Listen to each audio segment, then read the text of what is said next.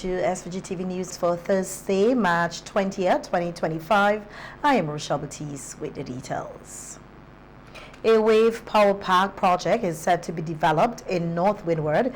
A memorandum of understanding was signed earlier this week in New York by Prime Minister Dr. Ralph Gonsalves, representing the Small Island Developing States Sustainable Energy and Climate Resilience Organization and a company based in Ireland. Speaking on the radio on Wednesday about the signing of the MOU, the Prime Minister explained that while the project is still in its early stages of negotiation, it is one that will be piloted in St. Vincent and the Grenadines.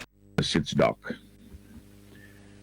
Dr. Albinger of SITSDOC, and a CBase Group, a company incorporated in Ireland, to do some possible, it's early days yet because we'll have to have an agreement. This is just a memorandum of understanding in relation to a 2 megawatt pilot project for a wave power park on the east coast of St. Vincent, the northeast coast of St. Vincent. You know, the energy from the sea wave now. The waves in the Prime Minister also added that the energy to be generated by the wave power park is expected to be approximately 2 megawatts, which will be added to the country's installed energy capacity. When we get there, it would be in the region of 2 megawatts or thereabouts, taking into account our peak is about 22, peak demand is about 22 megawatts, though we have 33, 34, 35 megawatts of installed capacity. So we have to look at all the dimensions possible of renewable energy, because there was a study done since. More detailed work has to be done, but there was a preliminary piece of work done published in December, completed in December 2022, called Potential Wave Power Park Site. The Wave Power Park initiative is expected to not only strengthen the country's renewable energy sector, but also showcase St. Vincent and the Grenadines as a leader in sustainable energy development in the Caribbean. And the government of St. Vincent and the Grenadines will be submitting supporting data to the United States Department of State to demonstrate that there is no human trafficking involving Cuban nationals. Speaking on radio on Wednesday, Prime Minister Gonsalves reiterated that his government continues to uphold labor laws and ensures fair treatment of foreign nationals, including Cubans. All the data are being gathered and would be relevant data and would be sent to our friends in the United States State Department. We do not have any human trafficking or exploitation of Cuban professionals in St. Vincent and the Grenadines. And the facts will show all of this. St. Vincent and the Grenadines has a modern progressive regime of labor laws, and these laws encompass two our obligations on the international conventions to which we have subscribed, and we take all of these obligations very seriously. And I am hopeful that those who have wrong information, mistaken information, would dispassionately look at the facts. The Prime Minister further clarified that Cuban professionals in St. Vincent and the Grenadines primarily work in the health sector. However, he also noted that Cubans are employed in other sectors, including transport and fisheries. On February 15th, the U.S. Department of State announced the expansion of an existing Cuban-related visa restriction policy. This policy specifically targets forced labor linked to the Cuban labor export program. The expanded policy applies to current or former Cuban government government officials as well as other individuals, including foreign government officials who are believed to be responsible for or involved in the Cuban labor export program. This program has been particularly associated with Cuba's overseas medical missions. Also on radio on Wednesday, Prime Minister Gonzalez reported that while in New York, he had the opportunity to meet with the SVG UN mission to outline plans for having the United Nations General Assembly acknowledge the work of World Pediatrics, formerly known as the World Pediatric Project, the WPP. The Prime Minister emphasized that the invaluable contributions of the mission must not go unnoticed, as they have served the country and the region with dedication and commitment. Concerning an important side event which we are going to have at the UN, the United Nations General Assembly occasion this year for the 25th anniversary of the World Pediatric Project.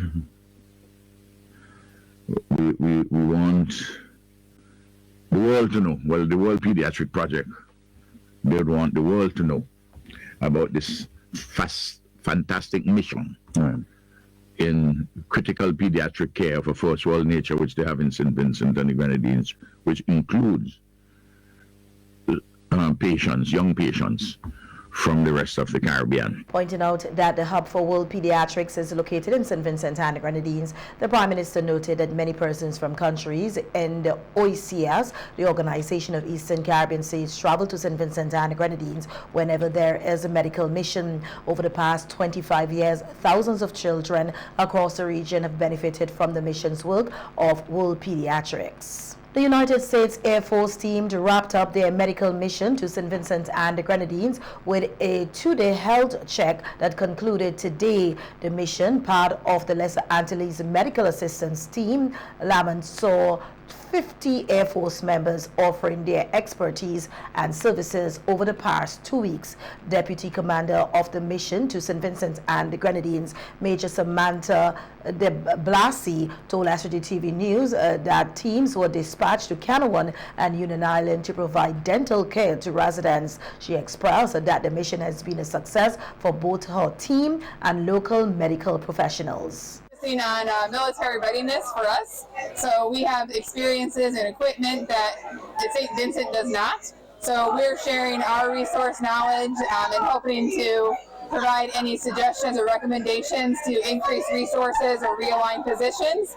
And we are learning how to be more resourceful because St. Vincent is very resourceful. So we've learned a lot of neat things and done that integration from a medical standpoint. So we're really focused on, again, knowledge sharing, learning from each other, and creating a partnership that we're hoping to increase every year. I mean, just amazing response and support from the community, from the staff. We were also able to bring in supplies to St. Vincent and some medications, and it was a highlight to deliver that equipment and to see the nurses and the doctors get excited to be able to have, you know, some things that are not normally in abundance, to have a stock supply to be able to help the people of St. Vincent. So we're very proud to be here. We're very proud of St. Vincent for, you know, working with this collaboration and partnership. During the mission, 11 medical booths were set up, allowing many Vincentians to access medical care. Major de Blasi noted that one of the key areas of focus was first aid, as he observed a need for training to be conducted within local communities to better equip them to respond to emergencies. Also really wanted to focus on the community. So in the hospital, of course, we're getting those folks that are coming to us, but we want to help the community and let them know that, you know, not only is St. Vincent here, the Ministry of Health, but the United States Air Force is too.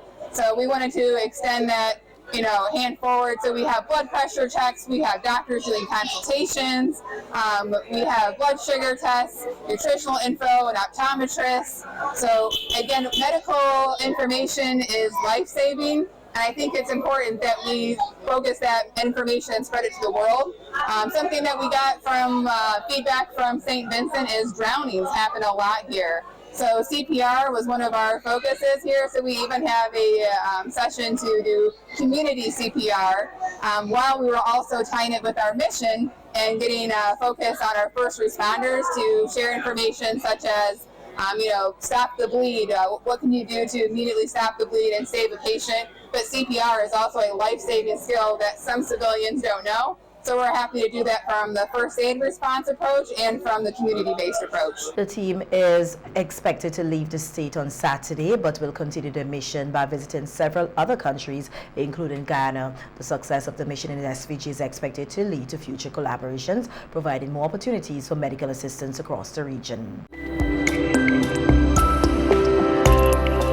Center for Enterprise Development, Inc., the CD, in partnership with the Church of Jesus Christ of Latter-day Saints, is executing the technical assistance for men's employment and entrepreneurship development, the TAMID project. This men's empowerment program is designed to help men succeed in their personal and professional lives through entrepreneurship. The TAMID project, funded by the Church of Jesus Christ of Latter-day Saints at a cost of $348,000 Eastern Caribbean dollars, was officially launched today at the NIS conference room. During the launching ceremony, Cozy Stewart, a representative of the church, spoke about the church's long-standing presence in the country, emphasizing two core principles. They encourage their members to live by: industry and thrift. Meaning that we love industrious people. We make it our point to have our members work hard and lead a good life. And we understand that communities survive or die depending on whether the members of those communities are industrious. And so thank you so much for your small businesses. Small businesses are the heart and the backbone of any community.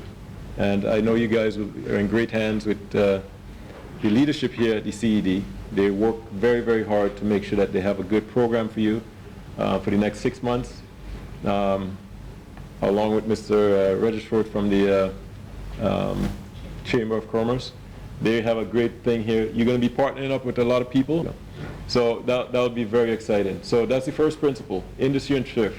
And for your business to be successful, we're going to help try to foster those good habits. Stewart also highlighted another key principle of the church, service, noting the importance of providing excellent service cannot be overstated, as it can make a lasting difference in people's lives. In the business realm, until we become business people, men and women of good integrity. I know this is a men program, but we have the wives and the girlfriends and some women, I think, are involved, participate in the program. Both are very, very essential for a successful business. So that is very important. So as those habits become a part of your careers, I hope that you'll find tremendous success and you'll have help lift St. Vincent to a higher standard by the services you'll learn through this program. And so I wanted to congratulate each of you and thank you for your hard work to get into this point and your hard work for the next 6 months. Don't fall out. You have a tremendous benefit to gain and you have tremendous support. These are hard-working people here that are very skilled. Thank you so much and congratulations, and we look forward to partnering with the CED. This is the first of many, many ventures like this, we hope. And the TAMID project is a first of its kind in St. Vincent and the Grenadines. Ronette Lewis, General Manager of the Center for Enterprise Development, noted that the initiative is more than just a project. It is a call to action for male entrepreneurs in the country. About what they're doing as a WK, work or IDOS do, right? So sometimes when you ask an entrepreneur, who are you, what do you do? I do this, I do that. You don't hear them saying, I'm the manager of this. I'm the CEO of this, or I am this, or So in other words, it is though they're detached almost from what it is that they do. We're here to tell you, take ownership of your businesses, okay? In your professional and personal capacity, step into that light and start taking ownership of your businesses. This program is a three-pronged approach. So there are three components, main components to the project. There is a component for technical assistance, where you have the training, personnel development, workshops for management. So you have your financial management workshop, your customer service workshops, your personal development workshops. That's one component. The second is a mentorship program. So the mentorship program, and I have to thank the executive director of the Chamber of Commerce for his support and intervention in this. The mentorship program really is looking at putting you, the entrepreneurs, with seasoned entrepreneurs and or business people in our communities. So the hope is that you'll be able to have a mentor who can guide you in your development, your personal development as well as your professional development. The mentorship program, in addition, we also have the component of financial grants. Now, very early when we were developing this project, we established very early. It is not a grant program. So persons would call and say, oh, how much money can I get, and how much money can I get? It is an assistance program that has a component of grants. So it is a holistic approach towards your development. The project aims to provide critical support and guidance for men looking to grow their entrepreneurial skills, empowering them to take proactive steps towards success in both their personal and professional lives. In other local news now, we hear that the Royal St. Vincent and the Grenadines Police Force has emphasized that children, women and the elderly are particularly vulnerable to criminal activity. During an interview on WFM Cop Chat program this morning, Sergeant Lafleur Williams of the Police Rapid Response Unit explained that these groups' fragile physical and emotional states make them prime targets for criminals. Williams stated that due to the vulnerability of these groups, law enforcement must remain vigilant in its protection efforts, highlighting the importance of strong collaboration between the various units within the police force to ensure the safety of all Vincentians. Basically, we have domestic abuse against women and children, financial scams, targeting the elderly, robberies, and assault against persons with mobility issues, sexual abuse cases involve children and persons with disabilities. Basically, the mandate of each and every officer in St. Vincent and Grenadines is to protect and solve the detection of crime. So therefore, we work along with various units in the organization, so we assist in that regard. If somebody is missing and we have the intel, we would go and look for them. Persons with disabilities, sometimes we meet them on the street, they've been targeted, bullied. So normally we would step. Williams elaborated on several common crimes targeting these vulnerable populations, such as child abuse, human trafficking, and various forms of scamming. She stressed that these offenses often go underreported, making it crucial for the public to be aware of the signs and to report any suspicious activity to the authorities. Well, basically, these groups are often targeted due to their perceived vulnerability. Criminals see them easier to manipulate, overpower, or devise. In the case of women, they are often targeted for crimes like domestic violence, sexual assault, harassment, robbery, criminal exploitation, physical defense, and social norms that may discourage women from fighting back. Children, they are most susceptible to abduction, abuse, and exploitation due to their trusting nature and lack of awareness about threats. And when it comes to the elderly, frequently victims of financial schemes, elderly abuse, and neglect because they may be physically weaker or suffer from cognitive decline.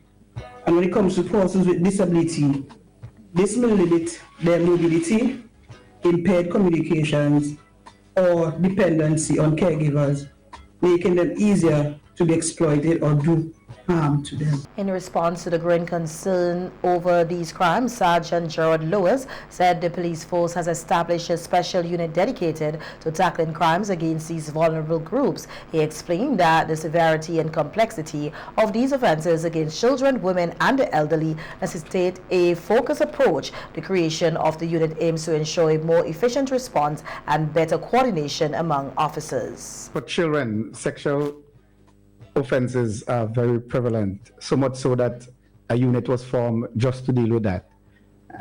Children are vulnerable, especially the poor class, and criminals will target that class by offering them stuff that they can't or won't be able to get at home, and they use that as a means of luring kids. Women may be targeted for sexual offenses also, but they no put up a defense mechanism, while the kids, they will be flattered by a simple offering of snacks and so forth. Elderly person, they are vulnerable. Sometimes they are living alone. There are no one there to protect them, and criminals prey on this also. And with the case of persons with disabilities, they are easily targeted because they can't defend themselves in most. Both Williams and Lewis called on their community to continue working closely with the police, providing information and support to help curb criminal activity. In an effort to contribute to environmental preservation and raise awareness about the importance of protecting marine life, third form students from St. Joseph Convent, Mariquah, took part in a beach cleanup at Diamond Bay, recently a crucial turtle nesting site. The event was organized in collaboration with the Fisheries Services, the Forestry Services of St. Vincent and Grenadines, and the National Parks, Rivers and Beaches Authority. As part of the school's annual community outreach program, the initiative aimed to preserve the beach ecosystem and create a safe environment for the nesting turtles. The cleanup focused on removing litter and debris that could pose a threat to marine life, particularly the endangered sea turtles that use the area for nesting.